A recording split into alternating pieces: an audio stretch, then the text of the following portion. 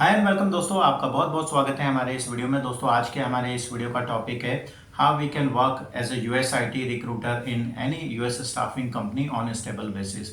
सो ये काफ़ी important topic है और इस पे हम एक काफ़ी अच्छा वीडियो बनाने वाले हैं जो कि आपके लिए काफ़ी हेल्पफुल होने वाला है।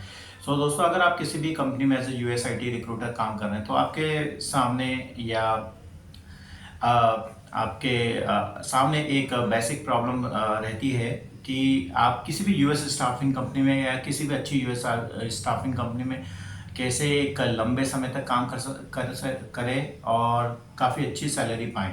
ओके, सो इस सब्जेक्ट पे हम आज का वीडियो बना रहे हैं। तो सबसे पहले दोस्तों, जब भी आप सबसे पहले तो आपको as a US IT recruiter जब भी आप काम करते हैं तो सबसे पहले आपको एक अच्छी यूएस स्टाफिंग कंपनी को चूज़ करना है। एक अच्छी यूएस स्टाफिंग कंपनी कैसी होती है कि जिसमें अच्छे क्लाइंट हो, चाहे वीएमएस के थ्रू हो या डायरेक्ट क्लाइंट हो। और हमारे जो क्लाइंट है, अगर हम किसी भी रिक्वायरमेंट में कोई कैंडिडेट सबमिट करें तो उस पर इंटरव्यू आना चाहिए। ठीक है, ऑफर की बात नहीं कर रहे हैं, हमको हर रिक्वायरमेंट पे कैंडिडेट सबमिट करना है और जो भी हम कैंडिडेट सबमिट कर रहे हैं उस पे candidate we should get interview. Okay, so हमारा जो कंपनी के जो रिलेशनशिप है क्लाइंट के साथ वो काफ़ी अच्छे होना चाहिए कि हमने अगर कुछ भी एक भी कैंडिडेट सबमिट किया है तो उसका रेस्पॉन्स आना चाहिए, चाहे वो रिजेक्शन के फॉर्म में हो या इंटरव्यू के फॉर्म में हो या ऑफर के फॉर्म में हो या शॉर्ट लिस्टिंग के फॉर्म में। सो किसी भी एक अच्छी कंपनी में आपको सबसे पहले आपको एक चूज़ करना है, एक रिसर्च करना है एक अच्छी कंपनी के बारे में और उस कंपनी को आपको ज्वाइन करना है। और उस कंपनी को ज्वाइन आप कैसे कर सकते हैं? आपको आपकी इंग्लिश कम्युनिकेशन अच्छी होनी चाहिए, आपका टेक्निकल नॉलेज अच्छा होना चाहिए। और अगर आपका टेक्निकल नॉलेज अच्छा नहीं है तो आपको धीरे धीरे अपना टेक्निकल नॉलेज को इम्प्रूव करना चाहिए। तो मान लीजिए आप किसी भी अच्छी यूएस स्टाफिंग कंपनी में काम कर रहे हैं तो आपको डेली बेस पे 3 रिक्वायरमेंट पे काम करना है, या अगर बीच में भी कोई रिक्वायरमेंट आपको असाइन कर दी जाती है आपके मैनेजर के द्वारा तो उस पर काम करना है। लेकिन आपका बेसिक आपका ये होना चाहिए, पर डे आपको आपका जो भी डे है आपको प्लान करना है, एक दिन पहले ही प्लान करना है। ठीक है, जैसे कि जैसे ये आपको कल काम करना है तो आपको आज शाम तक आपकी डे प्लानिंग होना चाहिए कि मुझे कल 3 रिक्वायरमेंट पे काम करना है और 3 रिक्वायरमेंट पे किसी ना किसी रिक्वायरमेंट पे एक सबमिशन करना है। ओके, सो आपको ऐसे क्लाइंट पे काम करना है जो रिस्पॉन्सिव है। ओके, सो हमने अभी बात की है कि आपके को ऐसे क्लाइंट पे काम करना है या ऐसी क्लाइंट के रिक्वायरमेंट पे काम करना है जिस पे अगर आप कोई भी सबमिशन करते हैं तो उस पर आपको कुछ ना कुछ रिस्पॉन्स मिले क्लाइंट की ओर से। सो आपको आपका डे प्लान करना है, आपको 3 रिक्वायरमेंट पे काम करना है, तीनों रिक्वायरमेंट को आपको इक्वली उसके आपका जो डे है उसको इक्वली डिवाइड कर लेना है।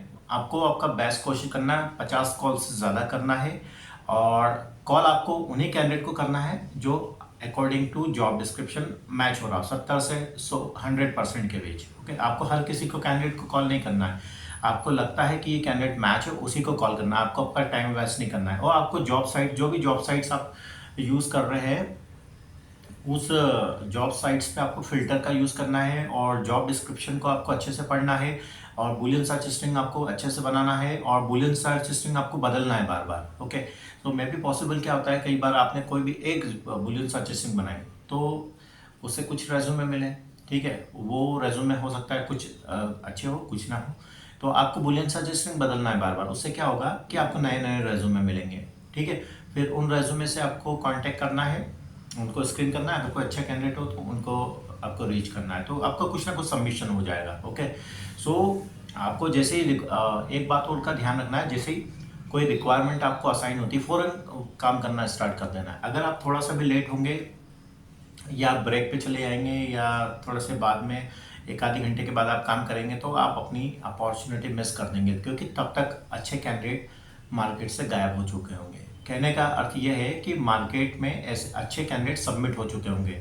Okay, within 1 hour. Okay, so जैसे ही कोई भी फ्रेश रिक्वायरमेंट आपको असाइन होती है आपको फ़ौरन काम करना है और आपको कोशिश करना है एक कैंडिडेट सबमिट कर दें। अगर आप 1 या 2 घंटे के अंदर किसी फ्रेश रिक्वायरमेंट पे काम करते हैं या कोई कैंडिडेट सबमिट करते हैं तो हायर पॉसिबिलिटी है कि हायर या 99% पॉसिबिलिटी होती है कि you can get a interview request. Okay, and if your candidate is good match as per the job description, you also get job offer. Okay, उसके बाद आपका टेक्निकल नॉलेज, आपको सबमिशन आपको डेली बेस पे करना है. आपको अपना डे प्लान करना. जब आप अपना डे प्लान करेंगे, प्रॉपर स्ट्रैटेजी यूज़ करेंगे, तो आप सबमिशन हर एक रिक्वायरमेंट पे कर पाएंगे. कुछ हो सकता है कि कुछ रिक्वायरमेंट पे आप सबमिशन ना कर पाएँ, क्योंकि कुछ हर एक रिक्वायरमेंट पे सबमिशन करना पॉसिबल ही कभी कई कारणों से पॉसिबल नहीं होता. हो सकता है कुछ स्किल्स ऐसा हो जॉब डिस्क्रिप्शन में जो आपको किसी भी डिज़ायर्ड एरिया में मिल नहीं रही हो, और या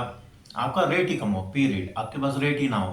कैंडिडेट तो अवेलेबल होते हैं लेकिन रेट ही ना हो, तो फिर आपका सबमिशन नहीं हो पाता है ना. तो उस कंडीशन में आपको ज़्यादा से ज़्यादा रिक्वायरमेंट पे काम करना है. अगर 3 रिक्वायरमेंट पे काम कर रहे हैं तो किसी एक रिक्वायरमेंट पे आपका सबमिशन हो जाएगा. उसके बाद आपका टेक्निकल नॉलेज आपको रेगुलर बेस पे बढ़ाना है ना. कई लोग इसे व्यर्थ की चीज़ समझते हैं, लेकिन ये टेक्निकल नॉलेज अगर आप रेगुलर बेस पे अपना बढ़ाते हैं, अगर आपके पास डिफरेंट आईटी पोजीशन का अच्छा टेक्निकल नॉलेज है, ओके, सो आप किसी भी कंपनी में लंबे समय तक काम कर सकते हैं, मोर स्टेबल. ओके, अगर आपका नॉलेज होगा तो आप किसी भी जॉब को अच्छे से समझ पाएंगे, आप किसी भी कैंडिडेट को क्रॉस क्वेश्चन इजीली कर पाएंगे. ओके, जैसे कि अगर आप कॉप टू कॉप पे काम करते हैं तो मैक्सिमम आपने देखा होगा कि आपको फेक रेज्यूमे काफ़ी मिलते हैं. ठीक ठीक है, तो उसमें आपको वीज़ा चेक करना है. ठीक है, अगर वीज़ा आपको लगता है कि this is a genuine candidate, but फिर उसके बाद आपको उसका एक्सपीरियंस भी चेक करना है. ठीक है, कई बार क्या होता है कि कैंडिडेट तो जेन्युइन होते हैं, लेकिन they make they mention fake experience. Okay, तो in that case you have to ask the question technical. आपको कैंडिडेट का रेज्यूमे पढ़ना ध्यान से, कैंडिडेट से फिर क्वेश्चन पूछना है आपको. ठीक है, कि what is your experience, where you are working, and what are the roles and responsibility you are performing. ये क्वेश्चन आपको पूछना है. तो फिर आपको कैंडिडेट से चेक करना है कि वो कैसे आंसर करता है. कहीं से वो पढ़ के तो आंसर नहीं कर रहा है.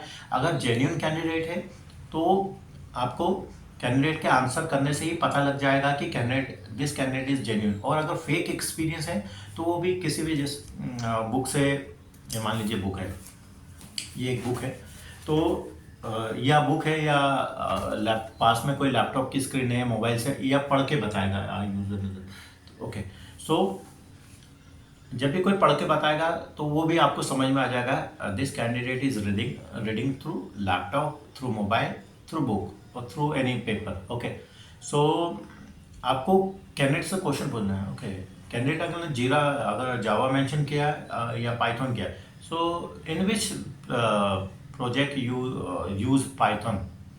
फिर आपको पूछना Python is what are the libraries you used, what are the Python tools you use.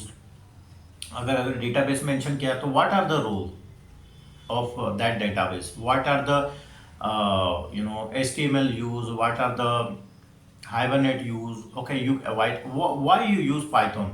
Okay, what you use IDE. Okay, ऐसे आपको क्वेश्चन पूछना है. व्हाट आर द रोल, आपको रोल पूछना है. ओके, तो आपको समझ, candidate will not answer. Okay, अगर फेक कैंडिडेट है तो candidate unable to answer your question. Okay, so आपको टेक्निकल क्वेश्चन आपको बढ़ाना है, टेक्निकल नॉलेज बढ़ाना है, आपको क्रॉस क्वेश्चन करने की आपकी एबिलिटी बढ़ाना है, जो कि मैक्सिमम कैंडिडेट्स रिक्रूटर में नहीं होती है. ओके, तो आपको सबसे अलग करना है अपने आप को. तो अगर जैसे कि अभी आप जानते हैं कि मार्केट में भी थोड़ा सा यूएस स्टाफिंग का जो मार्केट है काफ़ी अच्छा नहीं है. अभी काफ़ी कम जॉब अपॉर्चुनिटीज़ है. You are not getting more job openings in any job sites. Okay, और काफ़ी लेट ऑफ भी हुए हैं, काफ़ी लोगों की जॉब भी गई है, और काफ़ी कंपनियां बंद भी हो चुकी है. लेकिन इन दैट केस अगर आपके पास टेक्निकल नॉलेज है, ओके, तो आप इस कंडीशन में भी आप अच्छा काम कर सकते हैं. आपको कैंडिडेट आपका एम ये होना चाहिए कंपनी को आपको कुछ ना कुछ बिजनेस देना है. ठीक है, अगर आप बिजनेस दे पाएंगे तो आप बिजनेस कैसे दे पाएंगे, क्योंकि आपको जब आप एक प्रॉपर स्ट्रैटेजी से काम करेंगे, अपना डे प्लान करेंगे, आप पर डे बेस पे 3 रिक्वायरमेंट पे काम करेंगे, आप 50 से ज़्यादा कॉल करेंगे, आप वॉइस मैसेज ड्रॉप करेंगे, आप ईमेल करेंगे, आप अगर टेक्स्ट की फैसिलिटी है तो टेक्स्ट मैसेज आप सेंड करेंगे, आप अच्छे कैंडिडेट से कांटेक्ट करेंगे। ओके, आपको स्क्रीन करना है कैंडिडेट के रेज्यूमे, अगर आप लगता है कि ये दिस कैंडिडेट इज गुड, तो उस कंडीशन में ही आपको उसको कांटेक्ट करना है, ठीक है। तो मान लीजिए कई बार आप किसी अच्छे कैंडिडेट को कांटेक्ट करते हैं तो आपका कांटेक्ट नहीं हो पाता है, तो वो एलवीएम पे होता है या उसका मेल बॉक्स फुल होता है या कोई रिस्पॉन्स नहीं आता, लेकिन आपको कांटेक्ट करना था कि 2 या 3 बार दिन बाद कैंडिडेट जब भी अपना ईमेल चेक करे या वॉइस मैसेज चेक करे तो वो आपको रिप्लाई कर दे, तो 2 दिन बाद सबमिशन हो जाएगा।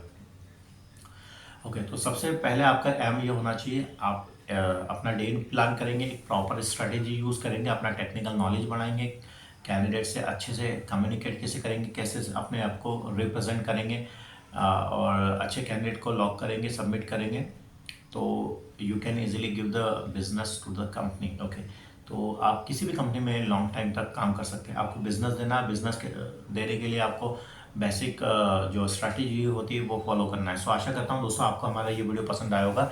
यदि आपको हमारा ये वीडियो पसंद आया तो इस वीडियो को लाइक कीजिएगा, कमेंट कीजिएगा और अपने दोस्तों के साथ शेयर कीजिएगा।